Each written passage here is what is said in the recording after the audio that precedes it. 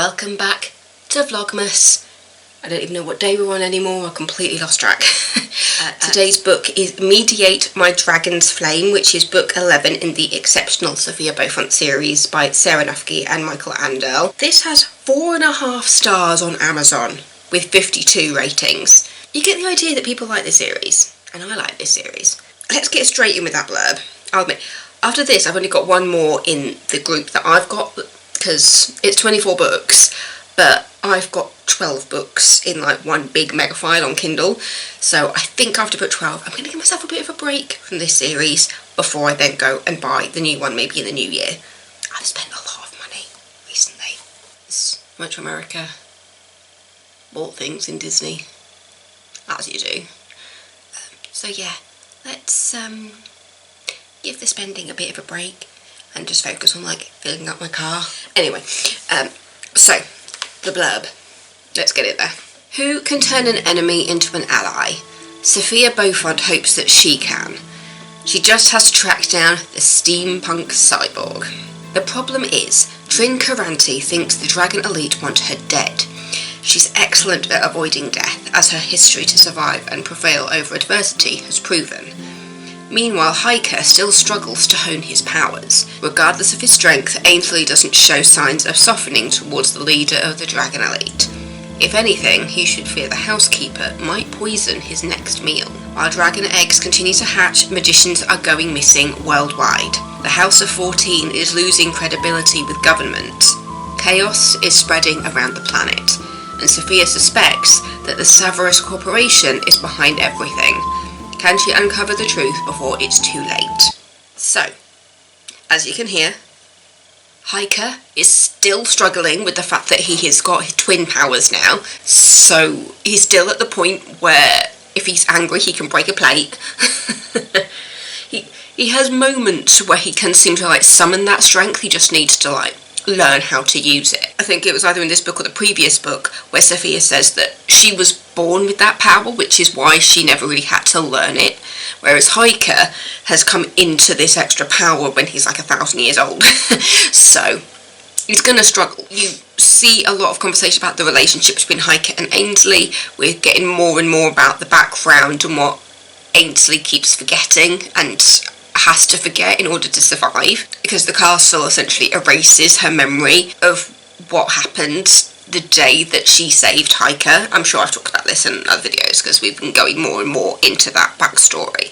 And the fact that Ainsley essentially has a broken heart because it's looking more and more like Hiker and Ainsley had a relationship. I say more and more like it's been explicitly stated at this point that Hiker and Ainsley had a relationship before the big war where Ainsley sacrificed herself for Hiker, and Sophia knows this, and she is hoping that at some point Hiker and Ainsley's relationship can be fixed. You know, it was St. Valentine that told them all that Ainsley had a broken heart, and Sophia still wants to fix that. But yeah, so ultimately in this book, Sophia has realised that Trin needs to be an ally, not an enemy. She realises that when Trin looked at her when the eggs were stolen and said, "I just want to be like you," that doesn't mean that Trin wants to be a dragon rider. She just wants to be normal. You find out more about Trin's backstory, what happened to her, and how she became this steampunk cyborg, as it's described in the book. She's part human, part cyborg, and you find out that this experiment that was put on her only happened to one woman. It was only Trin, and it was discovered that women are harder to convert, apparently.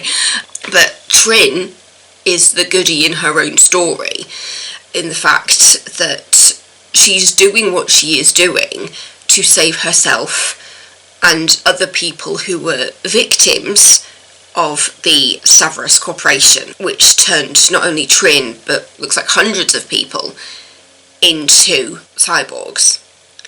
And this book tells you that that storyline crosses over with the magicians that are going missing all over the world. That doesn't spell it out. The magicians are going missing and being turned into cyborgs. It's getting weirder and weirder. But yeah, you see Sophia's relationships getting stronger. You see her sister Liv get married in this book, which is really nice. I really like that part of the storyline with her sister. Before these the Exceptional Sophia Beaufont series, apparently there was a whole series dedicated to Liv, Olivia, the sister, which I need to go back and read. I need to, because the little things we do get about Olivia throughout this series, she just seems like a girl boss to me, and I love it. I feel like I've turned into a teenager reading this series. I'm 33, and this series has turned me into a girl power teenager that I was when I was obsessed with, like, the Spice Girls. Yeah, it's just so empowering for young women, and to be fair, it's just empowering all over.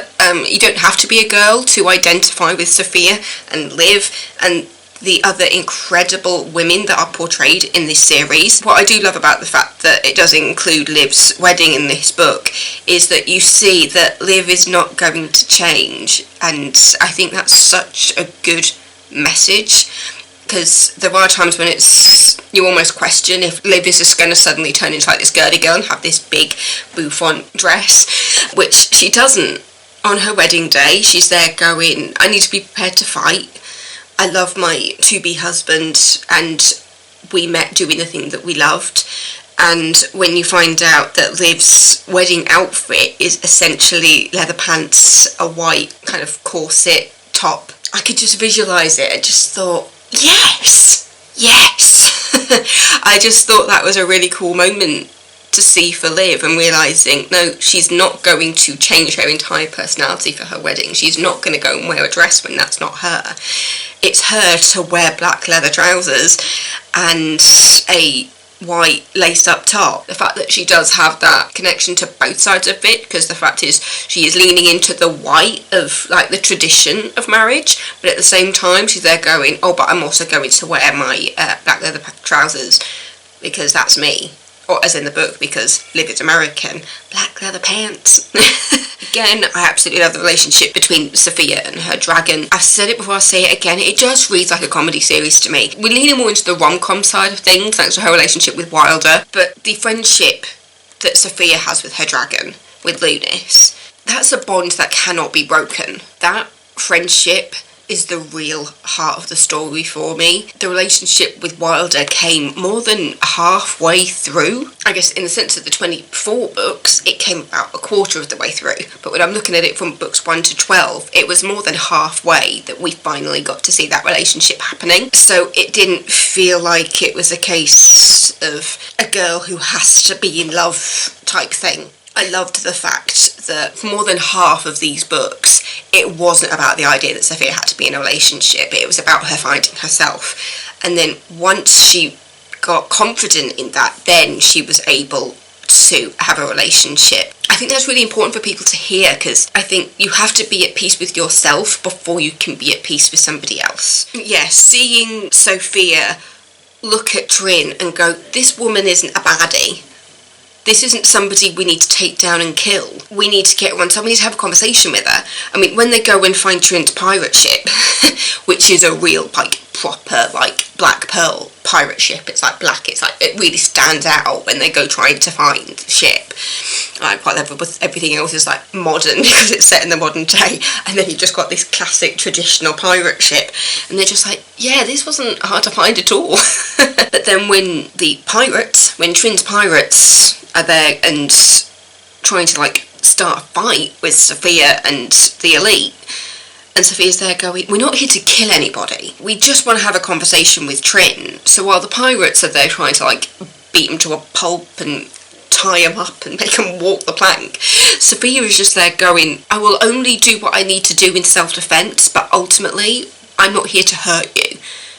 I want to have a conversation with Trin. I want to find out exactly what's happened here. And when she does that, she realises that she and Trin are on the same side, because Trin is doing what she needs to do to save herself and everybody else that was abducted and turned into these cyborgs.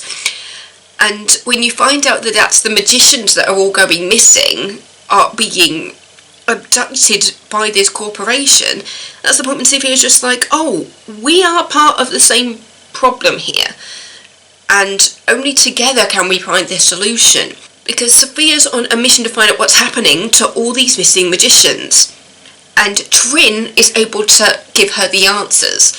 So whereas the first half of this series, they had a proper baddie. It was Hiker's twin evil brother who was hell-bent on taking down the world because he wasn't able to control his emotions. And then here we've got Trin, who's doing what she needs to do to save people. And Trin admits that in the conversation with Sophia and the boys that she knows she's done bad things to get where she is, but it was all in the name of something good. And that puts a real twist on the idea of that baddie with a conscience type thing, because ultimately Trin, even though she's doing some bad things, is the hero of her own story. Like Sophia has done bad things. Sophia has killed people, she's killed animals, she's stolen things in the name of good. So if anything, this is making me want to see a proper series just about Trin and what happened to Trin in the beginning, because it's just like two heroes of their own story coming together to combine those stories. I feel like I'm waffling. But yeah, I've said it before, I'll say it again, I just find this series really empowering, and I think for teen and young adults, at which point this is like who it's targeted to, can find some real heroes within this series. I feel like there's somebody for everybody in this book, especially with the Elite, because you've got the fact that Sophia is the first female dragon rider. You've got the different dragon riders there, because you've got Hiker in his thing at the top looking over everybody, you've got Wilder, you've got Quiet, but the fact that with each character in the Elite there is somebody for everybody to look up to. Because the fact is, as a teenager I would have looked up to both Sophia and Quiet, to be honest, because as a teenager I was a quiet person. You know, I'm still an introvert. I feel like I've gotten a bit more confident over the years, but at the same time I do still get my energy from being on my own rather than with other people. Seeing that with Quiet as well, with the way that Quiet, with all the characters, it's a case of you only hear him when you need to hear him. And yeah, I think even as an adult I still identify quite a lot with Quiet, just because of how other people see him, and just the fact that I feel like that everybody in the Elite, even going to like Ainsley, like there's somebody for everybody to identify with and look at and go, where would I be in this story? Oh, I'd be Ainsley, I'd be that person, you know. Yeah, book 11. Mediate my dragon's flame. For me, ultimately, this story is finding out what happened to Trin and what she's doing going forward, and I say mistakes that Trin made. It's not so much mistakes, it's things that she had to do. One thing in particular that you do find out about Trin in this book is that she killed the guy who was in charge of the library a long time ago in order to make a deal with Sophia to get the complete history of Dragon Riders, which is where then Trin found out that the only way to save herself and her friends who had been turned into cyborgs, to get the blood of good and bad dragons. And it was in that conversation between Sophia and Trin that they realised, oh, you don't have to kill the dragons, you only need a small amount of blood, so ultimately we can be on the same page here and we can help each other. But yeah, that was book 11. Mediate my dragon's flame. Book cover. So one more book and I'm up to book 12. Even my dad has started something else and I was just like, Dad, that's only halfway through, there's another 12 books for you to get. And he was just like, I didn't realise that.